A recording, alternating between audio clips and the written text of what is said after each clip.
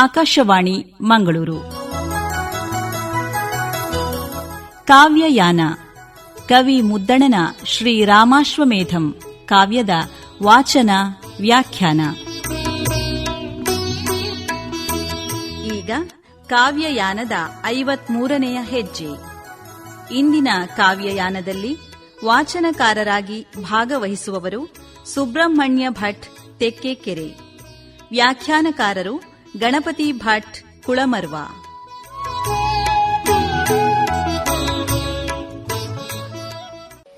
ಹಿಂದಿನ ಸಂಚಿಕೆಯಲ್ಲಿ ಪತಿವ್ರತೆಯಾಗಿರತಕ್ಕಂತಹ ಸ್ತ್ರೀಯೊಬ್ಬಾಕೆಗೆ ದಮನನೆಂಬ ದುಷ್ಟ ರಾಕ್ಷಸನ ಉಪಟಳ ಯಾವ ರೀತಿ ಅಂತ ನೋಡಿದ್ದೇವೆ.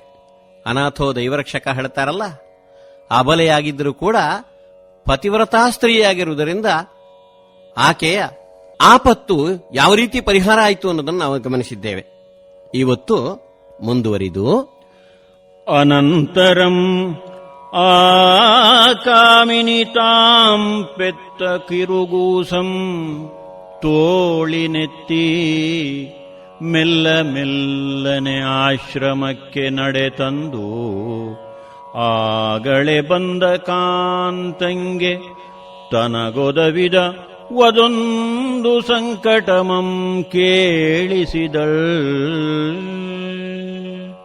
ಆ ಕಿರುಕೂಸನ್ನು ಹೊತ್ತುಕೊಂಡು ತನ್ನ ಎಳೆಯ ಮಗುವನ್ನು ಕೈಯಲ್ಲಿ ಹಿಡಿದು ಸಂಕಟದ ಸಂಗತಿಯನ್ನು ಮಾನದನ್ನನಾಗಿರತಕ್ಕಂತಹ ಭೃಗು ಮಹರ್ಷಿಗೆ ಹೇಳಬೇಕು ಅಂತ ಹೊರಟಿದ್ದಾಳೆ. ಒಂದೊಂದೇ ಸಂಕಟ ಒದಗಿ ಬಂದದ್ದು, ತಾನು ಅನುಭವಿಸಿದ್ದು, ತನ್ನ ಕಷ್ಟ, ದುಷ್ಟ ದಮನನ ಸಂಗತಿಗಳು ಎಲ್ಲವನ್ನು ಹೇಳ್ತಾಳೆ. ಆದರೆ ಆ ಮುನಿಪ ಅಗ್ನಿಯ ಮೇಲೆ ಸಿಟ್ಟುಕೊಳ್ತಾನೆ.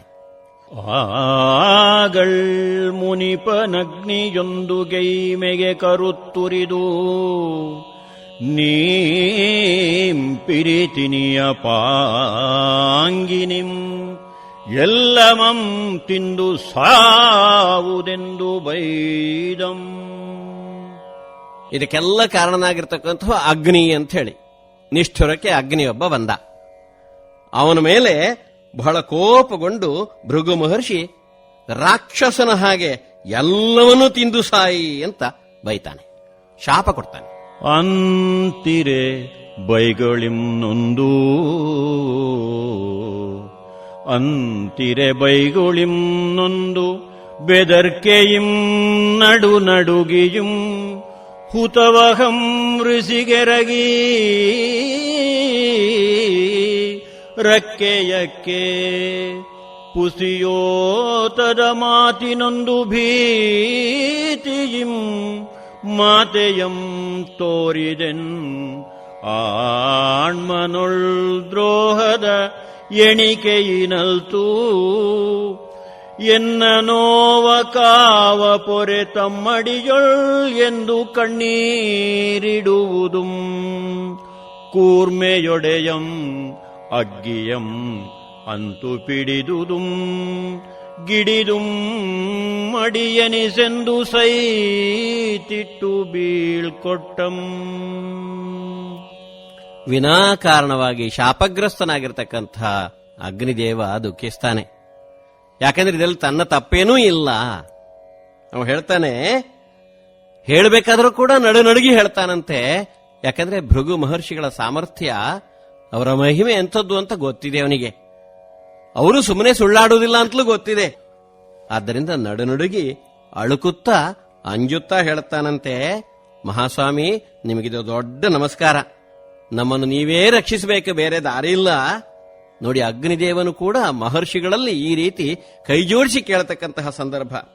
ನಾನು ಯಾಕೆ ಹಾಗೆ ಮಾಡಿದೆ ಅಂತಂದ್ರೆ, ಸುಳ್ಳು ಹೇಳಬಾರದು ಅನ್ನುವುದು ಸಾಮಾನ್ಯ ನಿಯಮ. ಹಾಗಾಗಿ ಸತ್ಯದ ಸಂಗತಿಯನ್ನೇ ನಾನು ಹೇಳಬೇಕಾಯಿತು. ಸತ್ಯವಚನಕ್ಕೋಸ್ಕರ ನಾನು ಇವತ್ತು ಈ ಶಾಪವನ್ನು ಪಡ್ಕೊಂಡೆ. ಒಡೆಯನಲ್ಲಿ ದ್ರೋಹದ ಎಣಿಕೆ ನಾನು ಸರ್ವಥ್ಯ ಮಾಡಲಿಲ್ಲ. ಆದ್ದರಿಂದ ಸ್ವಾಮಿ, ಪ್ರೀತಿಯಿಂದ ನನ್ನನ್ನು ಕಾಪಾಡುವ ಭಾರ ತಮ್ಮದು. ನನಗೆ ಶಾಪ ಕೊಟ್ಟಿದ್ದೀರಿ, ಈ ಶಾಪವನ್ನು ಉಪಸಂಹರಿಸುವ ಕೆಲಸವೂ ತಮ್ಮದೇ. ದಯವಿಟ್ಟು ನನ್ನನ್ನು ರಕ್ಷಿಸಿ ರಕ್ಷಿಸಿ ಅಂತ ಹೇಳಿ ಪರಿಪರಿಯಾಗಿ ಗೋಗರೆದು ಕಣ್ಣೀರಿಡಲು ಪ್ರೀತಿಯ ಒಡೆಯ ಭೃಗು ಮಹರ್ಷಿ ಹೇಳ್ತಾರಂತೆ, ಅಗ್ನಿಯೇ ಚಿಂತೆ ಮಾಡಬೇಡ. ನೀನು ನಾನು ಹೇಳಿದಂತೆ ಸರ್ವವನ್ನೂ ತಿಂದು ಕೂಡ ಪರಿಶುದ್ಧ ನೆನಿಸು. ಇತ್ತಲ್ ಬಸಿರಿಂ ಜಾರಿದಂಗೆ ಚವನನೆಂಬೊಂದು ಸಕ್ಕದದೊಳ್ಪೆಸರಿಟ್ಟು ಕೊಂಡಾಟದಿಂ ಪೊರೆವುತಿರೆ ಮುದ್ದಿನ ಪುಟ್ಟ ಕುವರಂ ಬೆಳ್ವಕ್ಕದೇರುಂ ಬೆರೆಯಂತೆ ದಿನ ದಿನಕ್ಕೆ ಕಳೆಯೇರಿ ಬಳೆವುತಿರ್ದಂ. ಎಲ್ಲವನ್ನೂ ತಿಂದು ಪರಿಶುದ್ಧನಾಗಿರತಕ್ಕಂತಹ ಅಗ್ನಿದೇವನ ಗುಟ್ಟು ಇಲ್ಲಿ ನಮಗೆ ಗೊತ್ತಾಗಿದೆ. ಈ ಕಡೆಯಿಂದ ಬಸಿರಿನಿಂದ ಜಾರಿ ಜನಿಸಿದ ಮಗುವಿಗೆ ಚವನ ಅನ್ನತಕ್ಕಂತಹ ಹೆಸರು. ಇದು ಸಂಸ್ಕೃತದ ಒಂದು ಅತ್ಯಂತ ಒಳ್ಳೆ ಹೆಸರಂತೆ, ಚವನ ಅನ್ನುವಂಥದ್ದು. ಈ ಹೆಸರನ್ನಿಟ್ಟು ಮುದ್ದಿನಿಂದ ಆತನ ರಕ್ಷಣೆಯನ್ನು ಮಾಡ್ತಾ ಇರಬೇಕಾದ್ರೆ ಪುಟ್ಟ ಕಂದ, ಮುದ್ದಿನ ಕುವರ ದಿನೇ ದಿನೇ ಶುಕ್ಲ ಪಕ್ಷದ ಚಂದ್ರನಂತೆ ಬೆಳೆಯುತ್ತಾ ಇದ್ದಂತೆ, ಕಳಕಳೆಯಾಗಿ ಶೋಭಿಸ್ತಿದ್ದಂತೆ. ಹೀಗೆ ಬೆಳೆದ ಕಂದ ಇಂತು ಬಳವಿಯ ಕಂದಂ ಸಾಂಗವೇದಂಗಳಂ ಕಲ್ತು ಗುರುವಂತಿರೆ ತಾನುಂ ಹರಿಯೊಲ್ಮೆಯಂ ಪಡೆಯಲ್ ಕೆಂದು ತಪಂ ಬೊಕ್ಕಂ. ಇಂತಹ ಪುಟ್ಟ ಕಂದ ಬೆಳಿತಾ ಬೆಳಿತಾ ವೇದಗಳನ್ನು ಅಧ್ಯಯನ ಮಾಡಿದಂತೆ, ಗುರುವಿನಂತೆ ತಾನು ಕೂಡ ಹರಿಯ ಒಲುಮೆಯನ್ನು ಪಡೀಬೇಕು ಅಂತ ಹೇಳಿ ಎಳೆ ವಯಸ್ಸಿನಲ್ಲೇ ತಪಸ್ಸಿಗೆ ತೊಡಗಿದ್ನಂತೆ. ನೆಲೆಗೊಂಡ ನಿಚ್ಚಟದ ಜೋಗದೊಂದು ಜಾನದಿಂ ಮೈ ಮರೆದು ಒಳನೋಟದೆ ಫಲವುಂ ಬರಿಸಂ ಸಮಾಧಿಯೊಳಿರ್ಪುದುಂ ಮೆಯ್ಯೊಳ್ ಪುತ್ತು ಮೂಡೆ ಮುಯ್ಪಿನೇರಿನೊಳ್ ದಟ್ಟಗೊಂಬಿನ ಬಲ್ಮರಂಗಳ್ ಪುಟ್ಟೆ ಕೆಂಜಡೆ ಮುಡಿಯ ಮಡಿಯೊಳ್ ಮಡಲಿರಿದ ಬಳಲ್ ಒದರ್ ಪೊದೆಯೆ ಕಾಂಚನಲತೆಯಂ ತುರುಗಿ ಜಂಬೂ ವೃಕ್ಷದಿಂ ಎಸೆವ ಪೊಂಬೆಟ್ಟ ದಟ್ಟದ ದಟ್ಟ ದಳ್ಪಲಂ ಗೆಲೆವಂದಂ. ಚ್ಯವನ ಮಹರ್ಷಿಯ ತಪಸ್ಸಿನ ವರ್ಣನೆ ಇಲ್ಲಿ ಬಹಳ ಸುಂದರವಾಗಿ ಮೂಡಿಬಂದಿದೆ. ಎಷ್ಟು ಗಾಢವಾದ ತಪಸ್ಸು ಅನ್ನತಕ್ಕಂಥದ್ದನ್ನು ಹೀಗೆ ಹೇಳುತ್ತಾನೆ. ನೆಲೆಗೊಂಡ ನಿರ್ವಂಚನೆಯ ಯೋಗ ಅಂದರೆ ನಿಶ್ಚಲವಾಗಿರತಕ್ಕಂತಹ ಯೋಗದಲ್ಲಿ ನೆಲೆಗೊಂಡ ಅಂತ. ಧ್ಯಾನದಲ್ಲಿ ಮೈಮರೆತಂತಹ ಮಹರ್ಷಿ ಅಂತರ್ದೃಷ್ಟಿಯಲ್ಲಿ ತನ್ನನ್ನು ತಾನು ಮರೆದು ಒಂದಲ್ಲ ಎರಡಲ್ಲ ಹಲವಾರು ವರ್ಷಗಳ ಪರ್ಯಂತ ಸಮಾಧಿ ಸ್ಥಿತಿಯಲ್ಲಿದ್ದರು ಅಂತ ಹೇಳ್ತಾನೆ.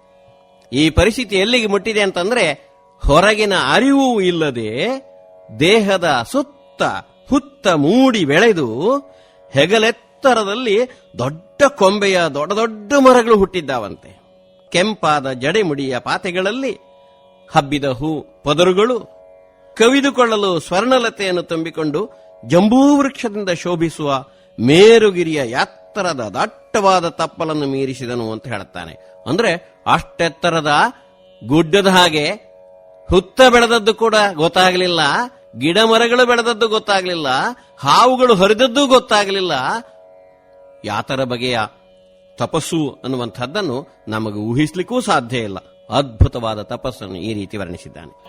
ಅನ್ನೆಗಮಿತ್ತಲ್ ಶರಿಯಾತಿವೆಸರ ಮನುಕುಲದ ರಾಯನೊರುವಂ ಸ್ವಕುಟುಂಬಂ ಬೆಂಬಳಿಯ ಮೈಗಾವಲ ಚತುರಂಗ ಸೇನೆ ಬೆರಸು ತೀರ್ಥಯಾತ್ರೆಗೆಂದು ಬಂದು ರೇವಾತೀರದೊಳ್ಳಿಳಿದು ಪುಣ್ಯತೀರ್ಥದೊಳ್ಮಿಂದು ಕ್ಷೇತ್ರ ವಿಧಿಯೊಳಿರ್ದಂ.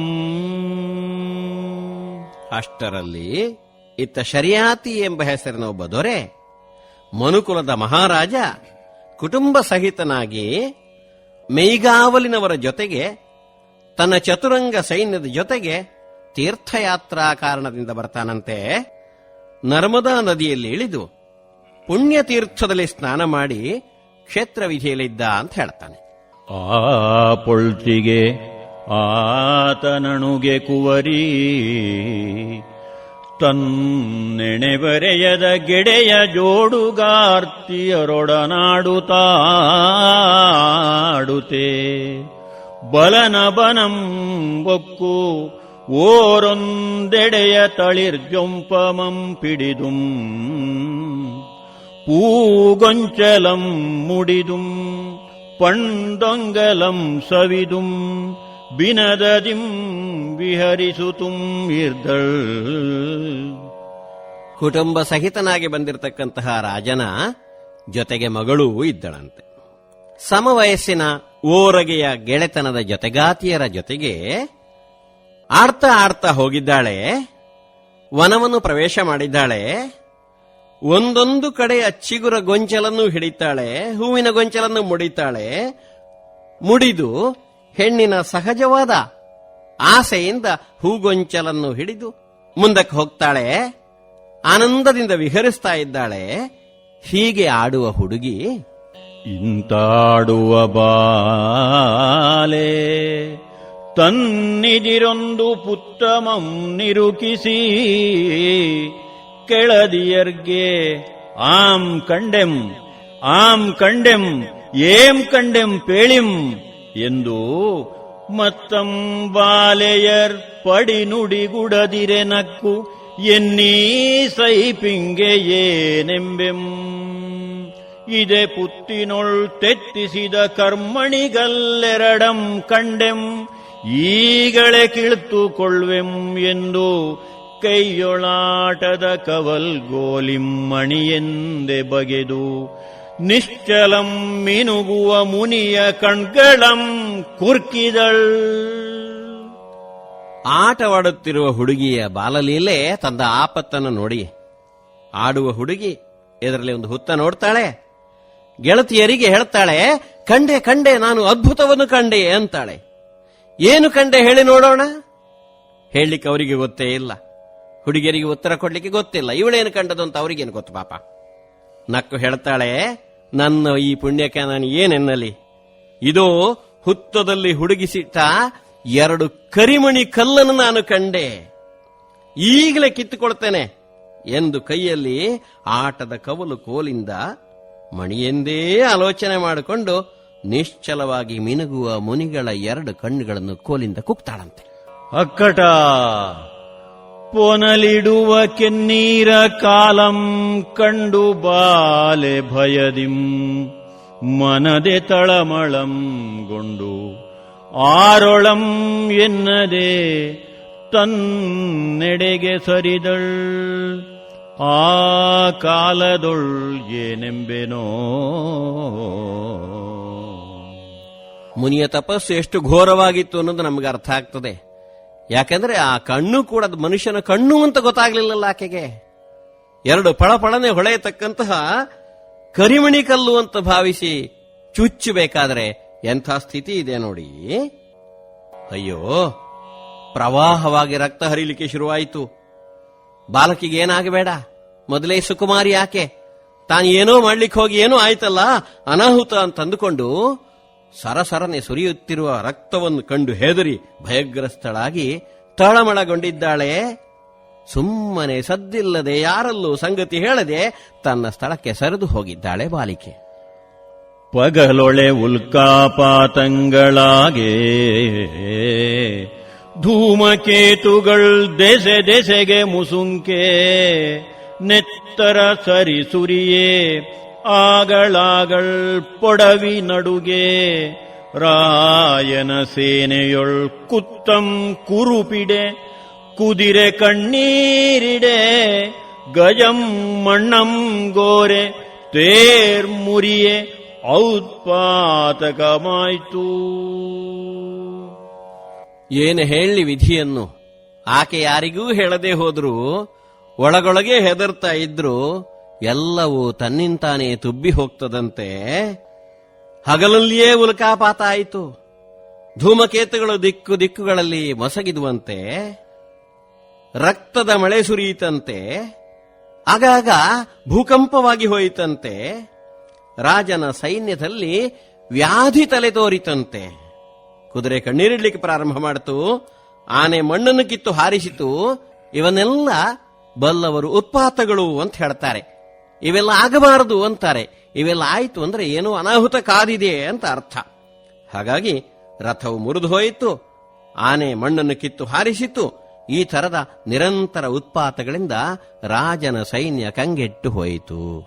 ಇಂತು ಎಡೆಬಿಡದೆ ತಲೆದೋರುವ ದುರ್ನಿಮಿತ್ತಂಗಳ್ಗೆ ರಾಜಂ ಪಿರಿದುಂ ಕೊರಗಿ ಏನಾನು ಮುಂದಡಿಯಿರ್ಕುಮೆಂದು ತರಿಸಂದು ಸುತ್ತಂ ಬನದೊಳ್ ಚರಿಸುತ್ತಿರೇ ತನ್ನಿದಿರೊಳ್ ಬಿಂಜವೆಟ್ಟಿನಿಳಿತರ್ಪ ಶೋಣಾನದದ ಎರಡುಂ ಪೊನಲೆಂಬಂತಿರೇ ಒಂದು ಪುತ್ತಿನ ತಣಿಂ ಕವಲ್ವರಿವನೆತ್ತರ ಮುರಿಯಂ ದಿಟ್ಟಿಸಿ ಕಟ್ಟಚ್ಚರಿಯೊಳೆ ಮುಟ್ಟೈಸಿ ನೋಳ್ಪುದುಂ ತಪದೊಳಿರ್ಪ ಮುನಿಪಂ ಗೋಚರನಾದಂ